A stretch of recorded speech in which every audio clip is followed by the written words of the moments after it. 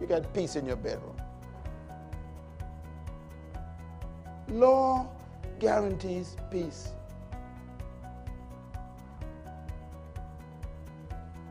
Why there's no peace in your community? Because young people are violating law. What is crime? Violation of law. Everything is law related. And if we don't understand the power of law, how it relates to character development and values, we'll never be successful. Another statement by Solomon. Solomon said, do not move the ancient boundary stones set up by your forefathers. The first century leader Paul says, see it to it that no one takes you captive through hollow and deceptive philosophy. Now, what they call breaking of law, they call it philosophy now. They have big words for it. Matter of fact, he says, which depends on human tradition. We create values we want to trade to our children. So we violate ancient law. Notice Paul just says it plainly. He says, the basic principles of this world are what they choose instead of the law of Messiah. Can I suggest to you that we don't even understand Jesus? Jesus was a powerful reminder of law. Let me read his first public statement about law. He says, do not think that I have come to destroy law. Why? Because I know you will think it.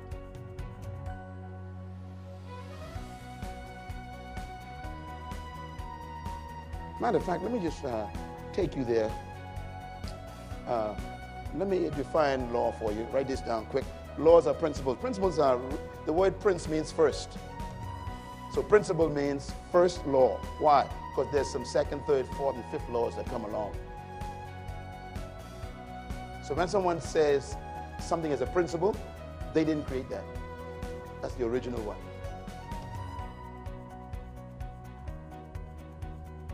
Laws are original rules. They are foundations. They are inherent. They are natural. Laws are creative injections to preserve life. As a leader, you must make a decision from this day forward that you will never tamper with divine laws or natural laws, and that you will defend them, protect them, and die for them. I remember reading Martin Luther King's statement. It shook my heart. He said, there comes a time when you must break human law when it conflicts with God's law.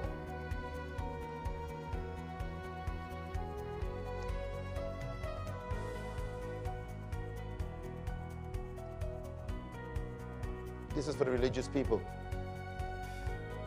because we got some folks going around now emphasizing grace. And I warn you, grace does not cancel law. It gives you the right to obey it again.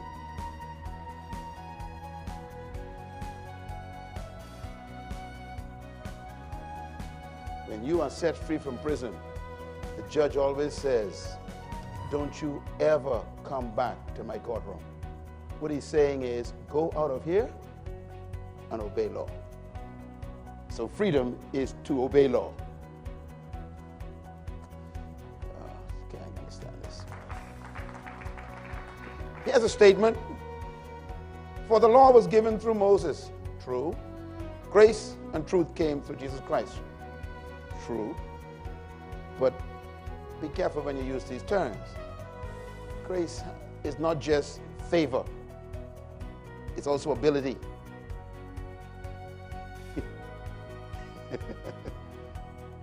Grace gives you ability to do what? To keep the truth. What is truth?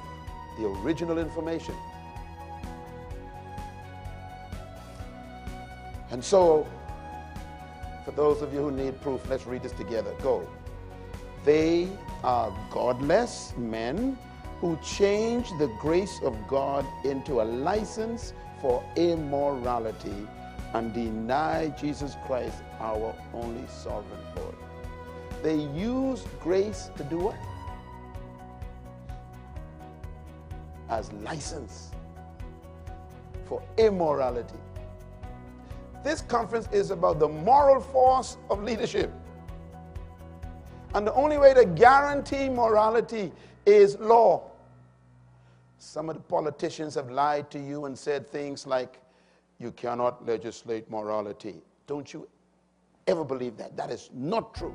Every law is moral. Every law has moral implications. You cannot make a law that doesn't contain morality.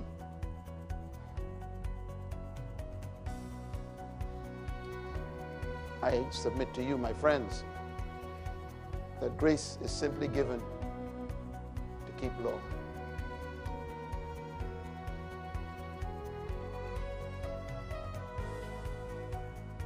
There are people walking around saying that the Apostle Paul preached against law. Shows me your theology. Let's read what he says. He says, you, my brothers, read out loud with me, please. You, my brothers, you were called to be free. Yay! Yippee! Freedom! Woo! Don't you love freedom? But read the rest of the sentence.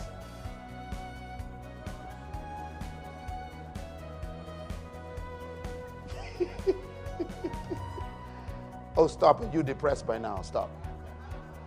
He said, don't use your freedom to indulge in sinful nature.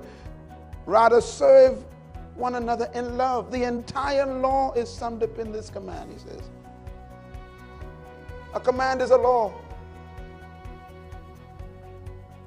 Love one another. If you love your brother, you will not steal his material. If you love your brother, you won't sleep with his wife. If you love your brother, you'll pay him what he is worth.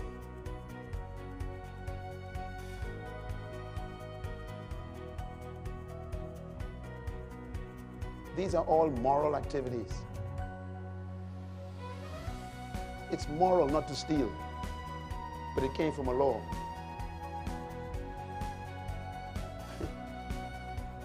Some people think that love replaces law. I'm going to disappoint you now. Take a deep breath. All right? I want to ask those religious people in here, how many of you love Jesus? Let me see your hands. Come on, don't be afraid. You're nervous now, see? Okay, then let me quote what he said. If you love me,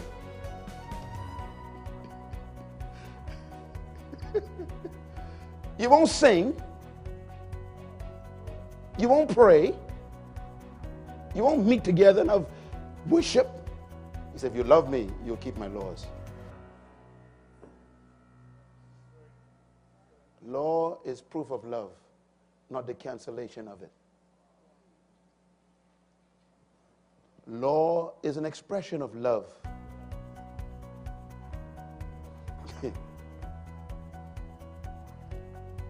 You tell your children, do not play in the street. That's a law in this house. Is that love? Absolutely. The kid thinks it's restriction.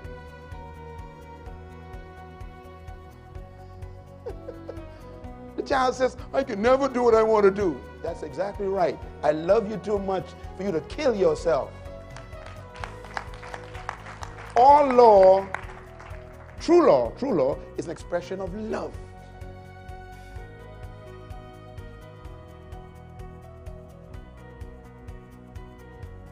Peter said these words.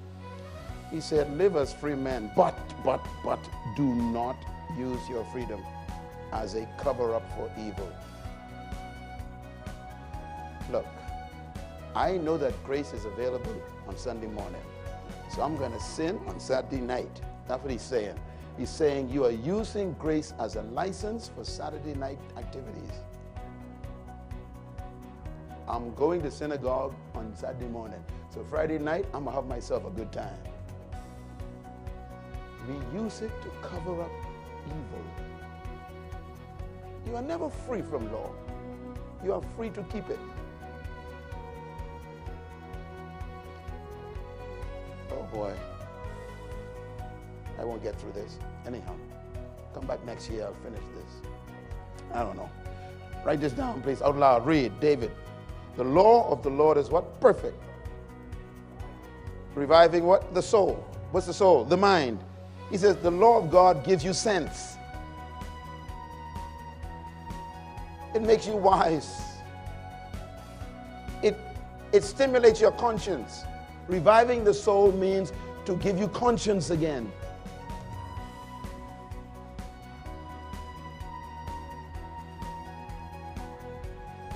I was reading a newspaper going to London the other day, and there was an article about a famous singer from England. And they were trying to describe his relationship with his mate. And they said, he's the husband and the other guy is the wife. And they've been trying to decide which one is more wife than the other. Their conscience is gone. That's why they hate law. Because the law wakes up the soul.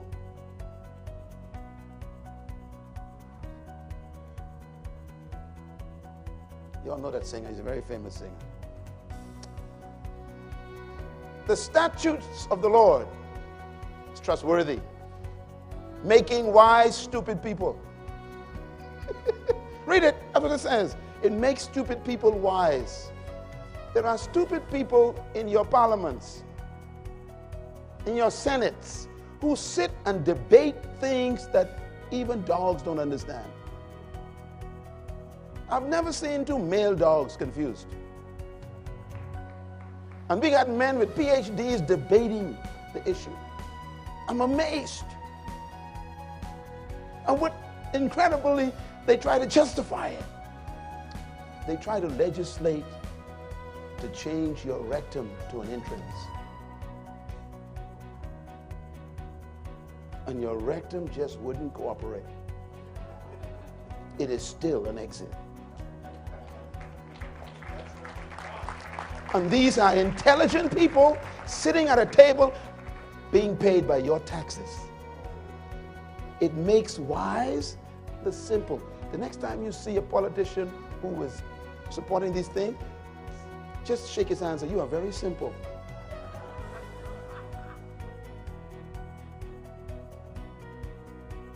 Law creates value.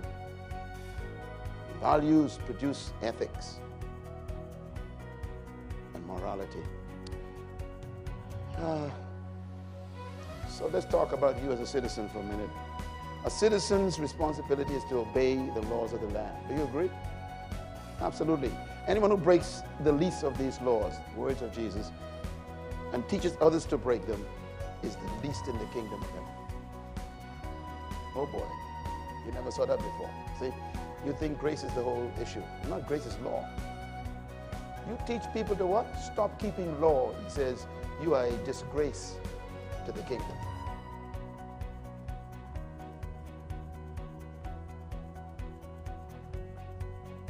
You still should not steal. As a leader, when you sit in the secret office negotiating a contract for your government, my question is, which laws are you obeying? What protects the country from corruption?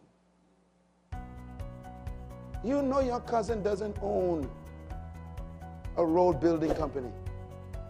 The contract is for $200 million to build roads, and you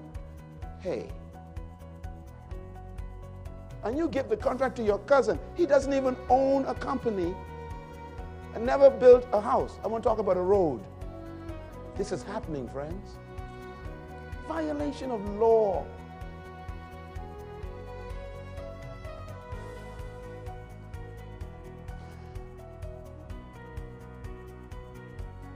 He says, I expect you to keep law.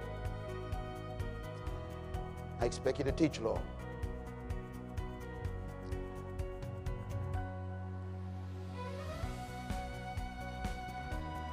He said, your status in my country is determined by how you keep and teach law. not grace.